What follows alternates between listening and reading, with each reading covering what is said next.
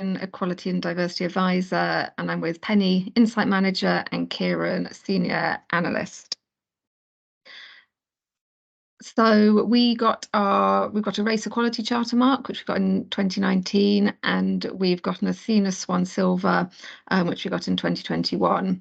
And this was awarded under the old framework. So as you know, there was a larger data requirement than the new framework. So I will be talking a bit about our staffing data requirements and how we collated and analysed those. Kieran will be talking about benchmarking data sets and our staff survey, and then Penny will be talking about automating our data processes. So we've developed a process with our systems team, and they send us in the E&D team a number of staffing data reports each year, which contain our equalities data. And these are reports on our overall staff profile, recruitment, leavers, and promotion. And so they've got kind of information on the grade of staff, whether they're full-time, part-time, permanent, temporary, etc., and all of their quality characteristics. And so in the E&D team, we cleanse this data and then we use it to create annual equality reports and for our charter mark work. So the benefits for us of compiling the reports year on year is that we then have these standardized sets of data that we can compare and identify trends. And it means that we don't have to sort of gather big data sets retrospectively when it comes to applying for our charter marks every sort of 5 years or so. So from the beginning of this academic year, we've started breaking these data sets down into schools and then sending individualised reports onto our school EDI leads. And this means that they can also compare their data sets year on year, use it to monitor their Athena Swan action plans and assess impact. And it also means that when they come to make an application, they're already familiar with their data sets. And you'll also know that the new application process has emphasis on intersectionality, or an increased emphasis, especially at higher levels of award. And applicants have the freedom to focus on the intersectionalities that are most relevant to their specific contexts and departments. And so another benefit of the schools having these full data sets each year is that they can sort of pivot it by different characteristics and identify the areas that they want to focus on for their charter mark work. So we had to have quite detailed discussions with our data protection team about how to go about sharing data with our schools. Because obviously we removed identifying information such as names and staff ID, but it's still classified as sensitive data, and it may still be possible to identify individuals and their characteristics from it. So our solution is that we share the data sets with a limited number of named individuals, and these are generally our school EDI leads and their deputies. And this is shared on a secure platform, which is password protected. And then the leads are responsible for suppressing data sets that are fewer than 5 before sharing any further with their self-assessment teams, etc. So other than the raw staffing data, for our application, we also needed to collect data from other teams across the university so that we could evidence our activity and progress in various areas.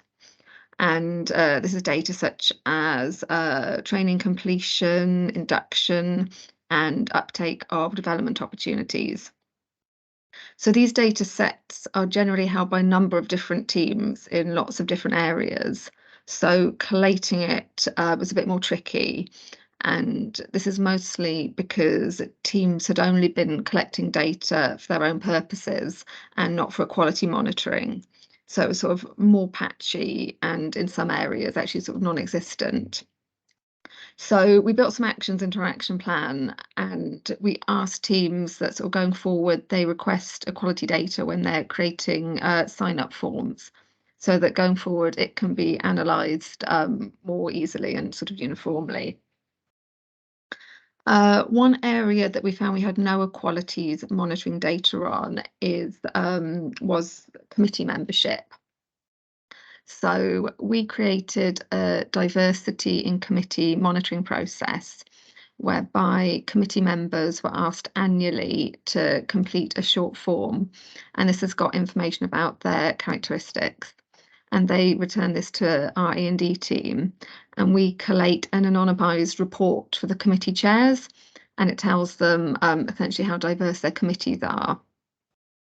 And alongside this, we've created some guidance on things that committees can do to increase diversity if necessary.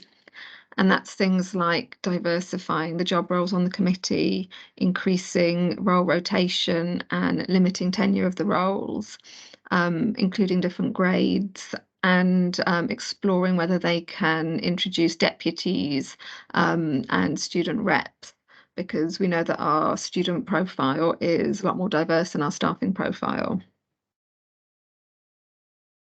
So once we've collated our data, and we're preparing for application, we divided our data sets between working groups.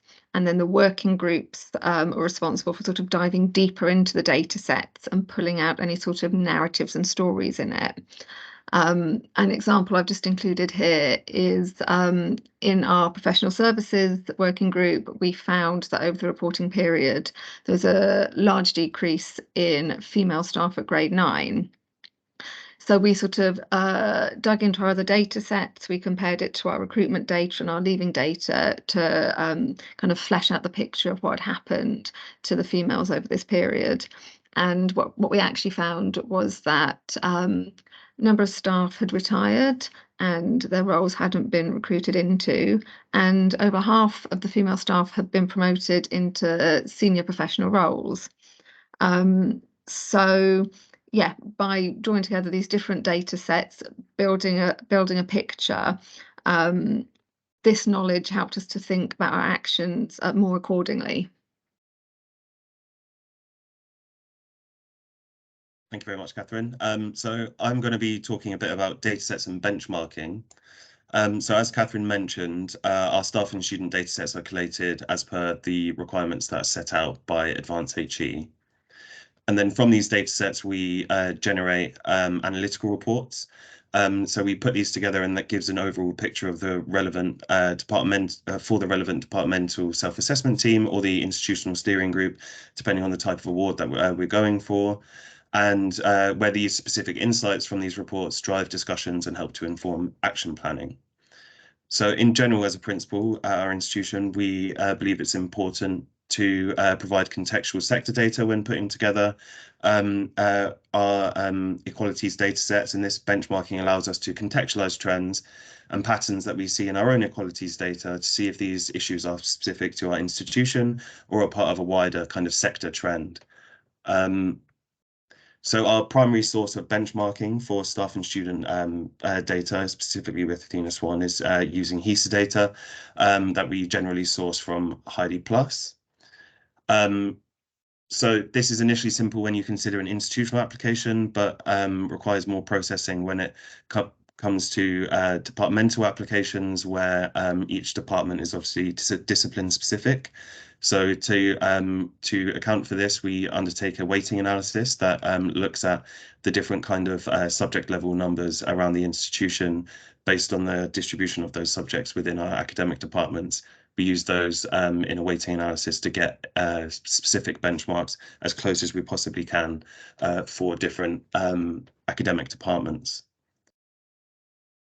So obviously, alongside our data sets, we also have our staff surveys. So we at the institutional or at the department level.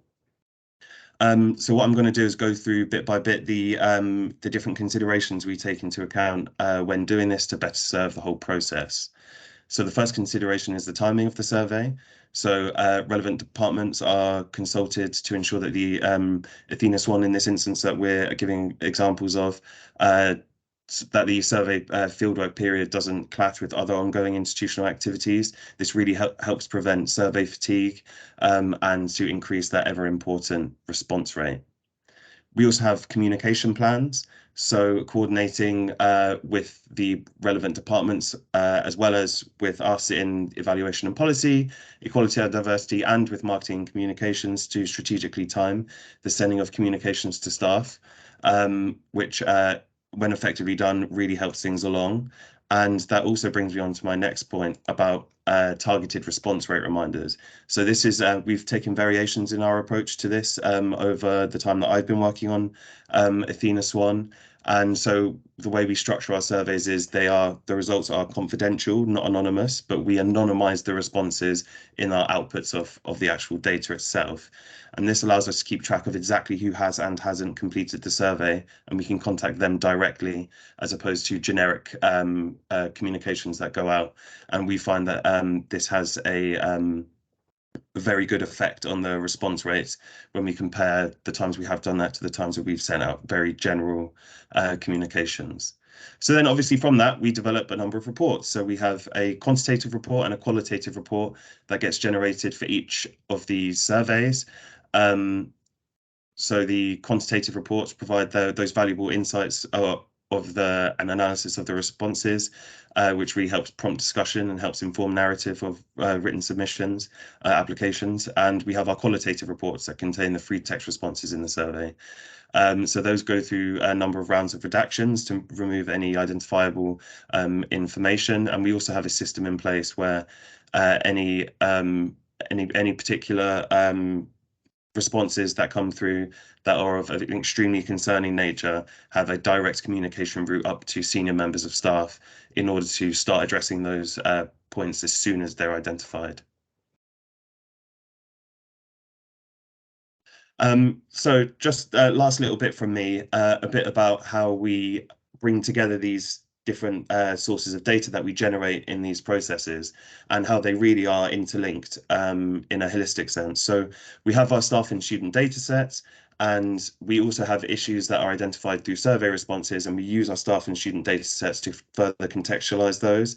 And completely on the converse, we have our survey analysis, where any issues that are evident in our actual data sets and the analysis of that are then, of course, conversely further contextualized through our survey responses and free text. So these two things in combination, really taking a holistic view all together in our various groups, allow us to form those action plans in a very informed and quite data-driven way. So thank you very much. I'll be passing over to Penny now. Thanks, Kieran. Thanks, Catherine. Good afternoon, everyone. Yeah, we're sort of presenting a kind of past, present and future look at the data collection and processing for Athena Swan, and my role is really related to the future. We talked a bit earlier about our processes for Athena Swan, and we had a bit of a pause for thought over the pandemic, and also because we had a major restructure in our schools and departments, and obviously there was some changes to the Athena Swan processes, and we've had a lot of change with the new OFS datasets and the B3 TEF and APP datasets that are available. But I think we're ready now to sort of really innovate our sort of data collection as far as the student data is concerned for the future. One thing we recognise is that Athena Swan is just really one area of work which we need to sort of source and collect, process and analyse data at a demographic split level. And before the pandemic, we did work on a specific business intelligence application just for Athena Swan, but now we've decided to build an application which will hopefully service the whole breadth of quantitative student data needs for many different areas of work, as you can see from the diagram. I'm not going to talk through all of them because we're short on time, but in essence, what we've decided is to try and consolidate some of these needs and the data in one place. So next slide, please, Kieran. Thank you.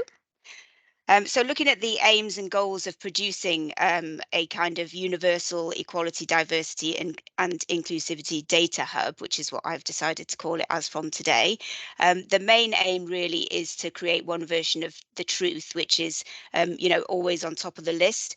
We want everybody to be sourcing and quoting the same data, which is something that's really important at Brighton. Also, we want to increase the consistency across the schools, particularly when it it comes to individual submissions, and I'll just mention that a bit later too. We will also want to increase the sort of self-service element of this, because we get so many data requests and have lots of interim submissions, and there really is an awful lot of requests for different types of data that come through. So if we can produce something that's self-service, then that's a big win, and that will save resource and increase efficiency for some of this. And really importantly, I think we also want to build a sort of more transparent internal understanding of our profile. Oh, bit of feedback there. I think somebody's mic. Thank you. So yeah, just to say that point again, it's very important for us to build a sort of transparent and better internal picture of our profile at Brighton. Sometimes we still come across some misobservations around our profile, and we want to increase awareness of who we are as an institution. Okay, so putting it all together in one tool, one business intelligence tool, is really easy, isn't it? I think you'll probably agree that at a concept stage, it can be quite clear what you want to achieve, but there's lots of major considerations for a tool such as this. Firstly, the data source is really key. As Kieran said, we tend to favour HEIR outputs when we're interested in trends and history. But we acknowledge that often excludes the most recent year of data. There may be some new possibilities when we have data futures, but that will probably also bring some more challenges. For AthenaSwan, we need to include admissions data, so we'll need to put that into the tool as well. We'll be needing applications, offers and acceptances, so that's mixing two different data sets. We also have had quite a lot of meetings and discussions around creating a standard list of demographics which are required to service a tool such as this. Sounds straightforward, but and at least now we have a sector steer with the TEF and the APP, but there are some challenges around some of the demographics. But AthenaSwan is okay, but obviously, as Catherine said at the beginning, that we now have to consider intersectionality, so that's something else that we need to consider. We want to do this for all levels and all modes. And also for AthenaSwan, we need to include student outcome data, which at the moment is around attainment and completion. But why stop there? Why don't we check in all the others as well? But I didn't say that, if business intelligence colleagues are listening. Of utmost importance is publication thresholds, which Catherine mentioned. So we need to design some rules around this. And lastly, I think we need to put a boundary around a tool such as this, which means that we want to use this as a profiling tool, a description of our students rather than an analysis of our students. So not include too many statistical analyses such as, statistical differences for differential outcomes, etc. I think that might belong elsewhere. So you'll be pleased to know that we have considered all the above through a series of very long meetings, and we're now at the build stage, working with our business intelligence team and using a ClickSense application. And I'm really looking forward to the outcome of this project, and would be delighted to report back at some stage on our progress with this, but obviously equally delighted to hear from those who have successfully done something like this. So to summarise, 2-minute warning. I think it's fair to say that from a data perspective, we can't underestimate what's required for successful submissions for AthenaSwan and for other charter marks. And we need to acknowledge that this often is something that we have to do over and over again. It's not a one-off. Also, I think of utmost importance is striking a balance between sort of economizing and forcing consistency of this data, but also providing the flexibility for sort of bespoke and meaningful evidence, which is suitable for each of the individual submissions. Very happy to hear other institutions' points of views and approaches. That would be great, and look forward to talking later. That's all from Brighton. Thank you. Thank you very much, Penny, Kieran and Catherine, and thank you for keeping to time.